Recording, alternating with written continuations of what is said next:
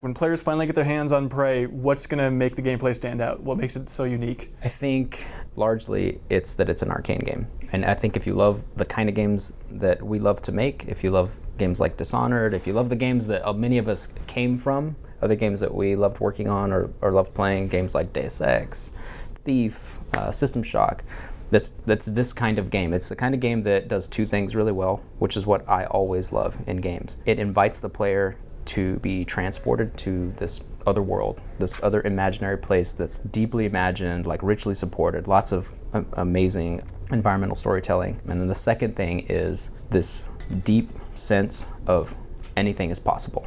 That's what I look for in games. When I'm playing a game, like the game invites me to try things and the game says yes to me because they're possible. And that makes me feel like I can do anything in this game. Even though I know that's not like literally true, I know that it feels that way. How do you create that illusion that you can do anything?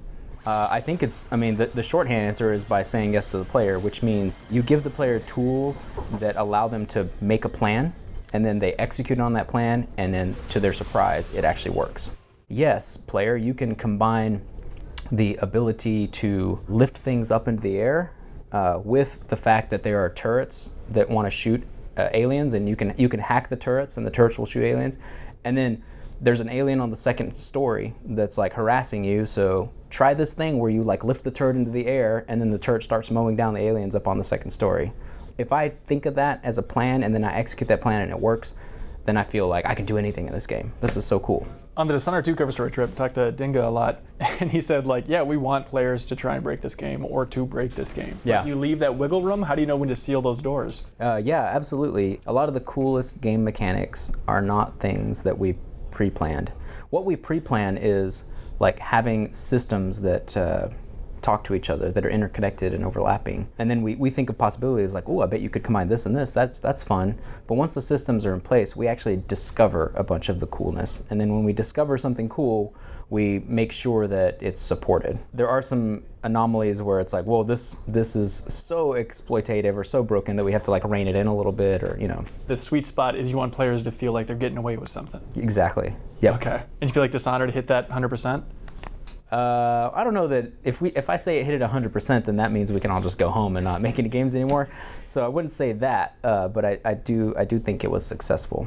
But there's always room for more. How much freedom does this game provide? When they boot up the game, can they go anywhere? Can they do anything? How hand-holdy is this game? There's different parts of the audience that are going to be, they grew up playing these kind of games, right? And so those people, we don't have to teach them how to play the game as much. But other parts of the audience are not going to be accustomed to the fact that the game allows you to experiment so much with game mechanics. And so we try to tutorialize the game a little bit, like, hey, player, there's a locked door in front of you. Like, you don't have to find the key. Maybe there's a power you could acquire that will allow you to turn into something tiny and slide under the door. You could probably hack the lock. Maybe there's an alternate route. Like, poke around the room a little bit. You might find a loose floor tile or an air vent or something like that. So at the beginning of the game, we try to take a little bit of time to like educate players about the that you can play your way. And then how are they being guided beyond that? Well, beyond that, then it's a little bit more the Wild West. It's like, hey, at the beginning of the game, we tried to teach you a little bit about different ways to approach combat, different ways to navigate the space, but after that, it's up to the player to experiment. The entire space station. So initially, the first few spaces you traverse are more constrained, but then once you emerge out into the space station proper, then you pretty much have free reign, but there are some like natural gameplay barriers. For instance, there's an elevator that takes you to all the major decks of the space station, but it's broken. If you figure out how to fix it, then you open up much more of the space station. There's a shuttle bay you can go into right off the bat, but it's a little hard to get to, and the creatures that are in there will destroy you if you go in there early. So there's sort of like a soft barrier there, I feel like a lot of fans of Arkane in general might be looking at this game and they think like, is this just System Shock meets Super Metroid? There's a fair analogy there. People have said Metroidvania, it's that style of game because of the fact that it is one giant interconnected mission with a lot of retraversal and a lot of gating, right? Like, oh, I can't get into this space yet, but as soon as I get this power, I will be able to, that kind of thing. So there's a fair comparison there. And that's one of the ways that it's different than Dishonored, right? Dishonored is a mission-based game, whereas this game is more like another game that Arkane made called Arx Fatalis, which was one big underground interconnected dungeon. And so in fact, early on in the game, we called this game our space dungeon game. So it's a big dungeon in space, that the player has free reign over eventually. And what's the advantage of that? How do you feel like that empowers players? Part of it's just a different, like a subjective aesthetic thing. It's like it's a different way to make a game that's fun. Doing things the Dishonored way gives more of like I'm traveling to lots of distinct places, right? Whereas this feels more like I'm in a more enclosed environment and I become more familiar with the space. And then I can transform the space. I can make the context different because like the first time I'm in the lobby, this set of circumstances was true. And now when I come back, there's a whole different group of creatures here and I'm different too. I have new powers. So now suddenly I can reach new areas that I couldn't reach before or do things that I couldn't do before. And so it recontextualizes the space that I'm already familiar with, and that's pretty fun. Raph used the word hardcore to describe this game. And how hardcore do you consider Prey? I guess it's definitely a difficult game, especially as the game goes on. I expect that players will have to change their strategy or experiment a lot when they encounter some of the difficult Typhon creatures. I mean, if there's a spectrum, you could probably describe a game like Dark Souls or as pretty hardcore, and there's definitely, some of us are big fans of that game, and so there's a little bit of splash of that in there where, there's some survival elements, and there's some really hard challenges to overcome in the game.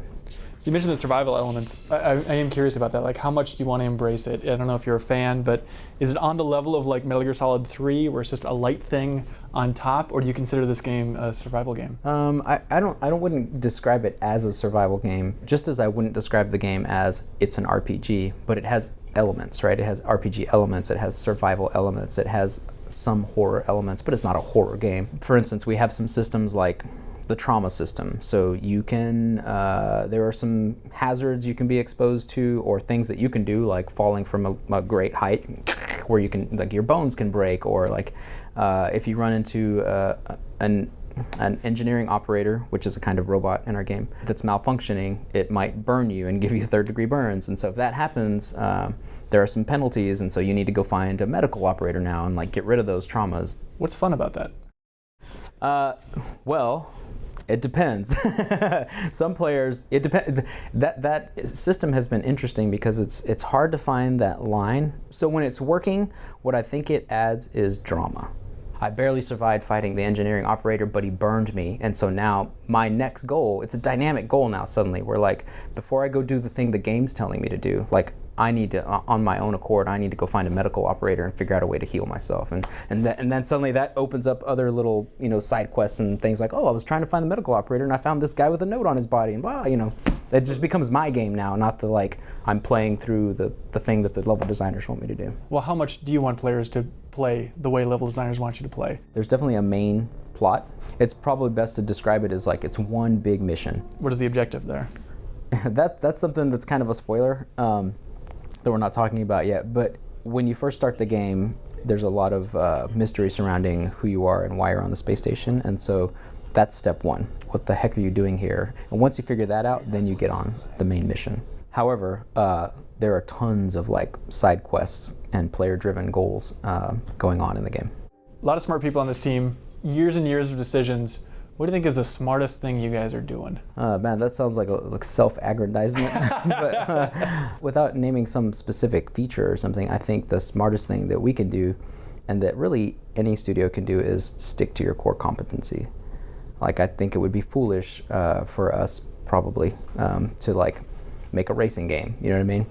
Like, we are working on the kind of games that we love to play ourselves, and that we've made many times in the past before, and that's partially because it's not always the same game. You can do so much in this kind of like immersive sim genre. So I think sticking to what we love to actually play and to make is the smartest thing we're doing. Just because the team has a shorthand for like, hey, let's make this like this one moment from Dishonored, let's make this like Arx Fatalis. Yeah, I mean, making this kind of game is not easy. I have worked on some other kinds of games that were not as immersive simmy, and like this kind of game is difficult to make because of the nature of the game systems. It's way easier to say, here's this creature that has the same pattern and behaves the same way for every single player, and every single player has to shoot it with this specific weapon in this specific spot. Like, everyone will have the same exact experience. That's way easier to make than this creature has its own behavioral motives and patterns, and the player might do 50 different things, and we have to try to account for every single one of them. And even if we didn't think of one way that the player might like interact with this AI, we have to have some kind of elegant fallback that isn't broken, you know. And so it's really hard to develop a game that has so many contingencies and so many possibilities. But on the other hand, it's incredibly rewarding. So I feel like you guys are inching towards it with this game. Do you ever consider just making a narrative-less pure systems-driven game?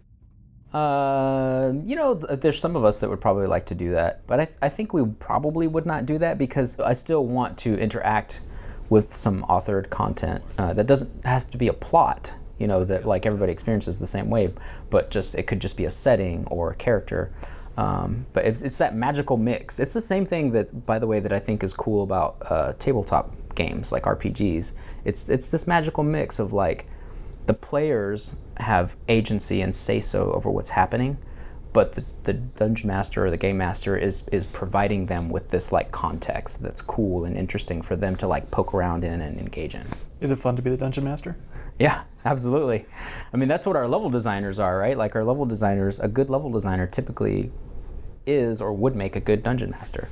It's not someone who is like a movie director who is like, this is the way things are going to be, and they're not a passionless, you know, computer system either. They're just like this dynamic storyteller. Space dungeon master. Yeah, space dungeon master. There you go.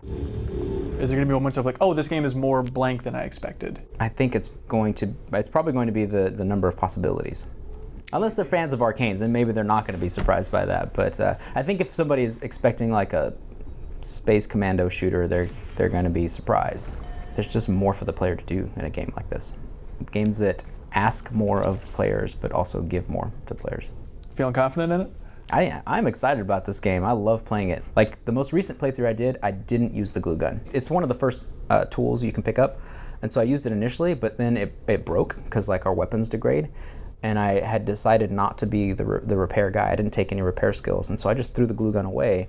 And suddenly, because I didn't have that tool in my arsenal, I used all these other powers that I hadn't used yet, and the experience was totally different. I got to this room where it was a bunch of computer cabinets had fallen over, and there was like an inch of water on the ground, and there were these creatures, cystoids, all over the ceiling. And like if I had had the glue gun, what I would have done is I would have sprayed it all over the ground and built like islands that I could like hop across. But I didn't have it, and so I was like, okay, how am I going to get across the floor? I got to get to the other side. So instead, I had leverage, which lets me heft these huge cabinets, and so I made a bridge out of like massive computer cabinets, just like because the water was all electrified, and so I made this like bridge to cross the gap. I was like hefting them from other rooms and carrying them in there and throwing them on the ground. It's fun to imagine different builds and try the game in different ways.